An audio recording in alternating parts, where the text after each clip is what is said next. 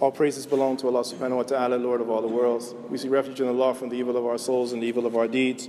Whoever Allah subhanahu wa ta'ala guides, no one can lead him astray. And whoever he leads astray, there's absolutely no one that can guide him.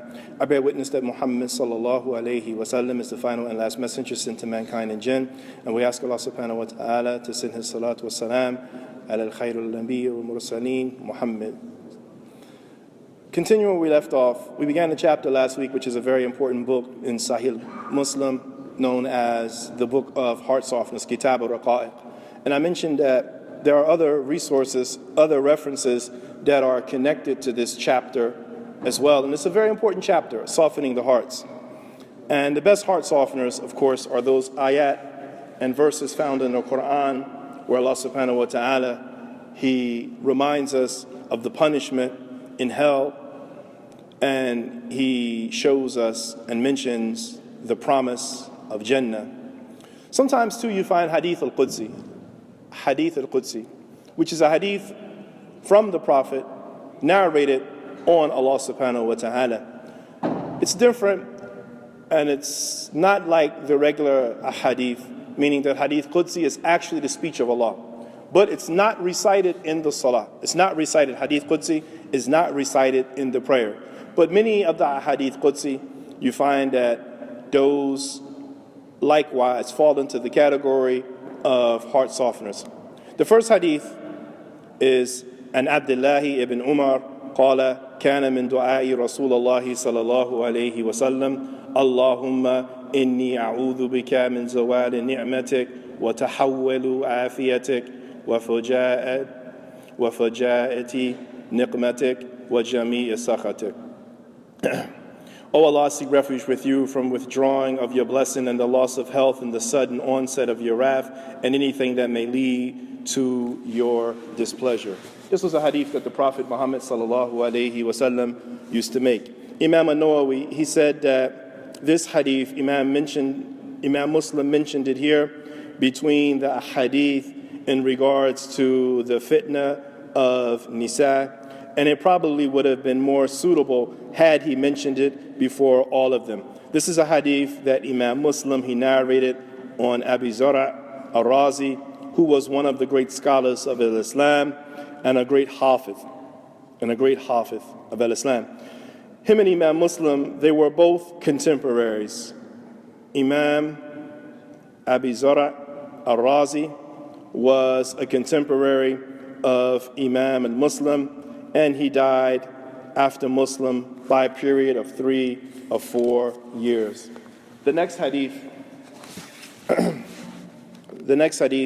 is collected on Usama ibn Zayd. قال رسول الله صلى الله عليه وسلم ما تركت بعدي فتنة هي أضر على الرجال من النساء. The Messenger of Allah sallallahu alayhi wasallam said, I have not left behind me any fitna or trial that is more harmful to men than women.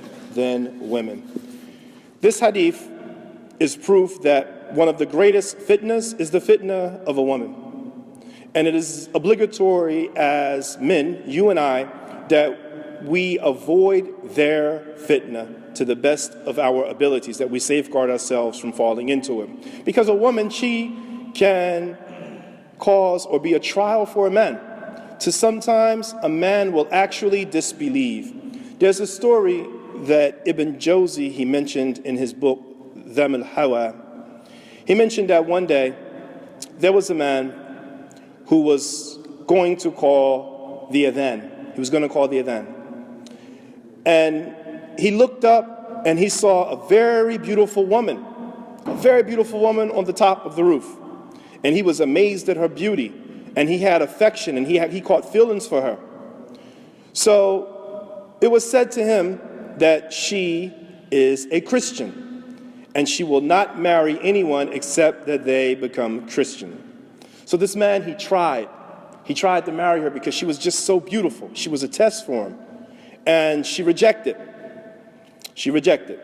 And the only way that she would marry him, it was said to him, is that if he became a Christian.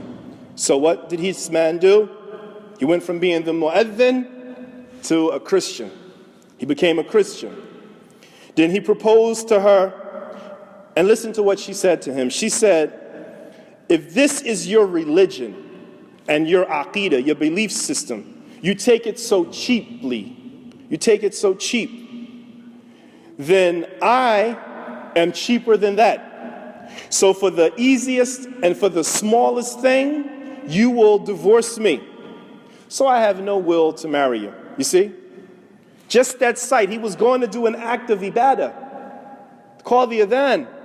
He looked up, he saw that beautiful woman, and he became attached to her, so much so he became a Christian. And this man, he ended up losing the dunya and the akhirah. Wa'yadu billah. So the fitna of the women is a great fitna, and it is a fitna that isn't just a test for men, but it's a test for the God-fearing. It's a test for the scholars. It's a test for the jahil. It's a test for the fasiq, for the ignorant person. With any rate, we have to avoid it, my brothers. We have to avoid the fitna of the women against ourselves and protect it in society. So based on this, we should educate and enlighten our daughters, our mothers, and our wives to cover themselves properly and avoid free mixing. Avoid wearing perfume. Because the fitna of the women, it is a fitna that destroys a person's akhlaq. It destroys a person's akhlaq and his religion. And likewise, it can be very harmful on the community in its future. For example, you have the shabab now. They go out in the malls, they go out in the places, and you see women who put on beautiful makeup, they put on tight abayas. Even some of them, they wear niqab, and then you can see the kuhul on their eyes, and sometimes you say they're more attractive with the niqab on than without it. This continues the human being. They will become like animals. Which is, they will only have the desires of their private parts and fill in their bellies. That will only be their main concern.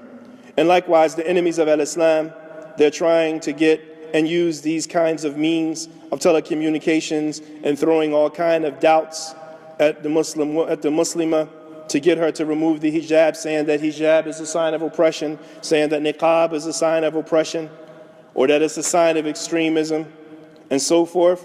Do we have to educate the women that these things are totally incorrect?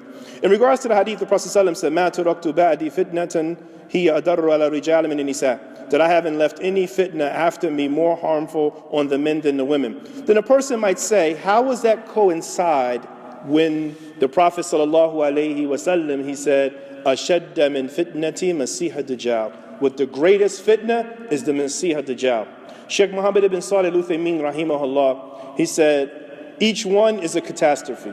However, the fitna of the woman, it destroys a person's mannerism and character and so forth.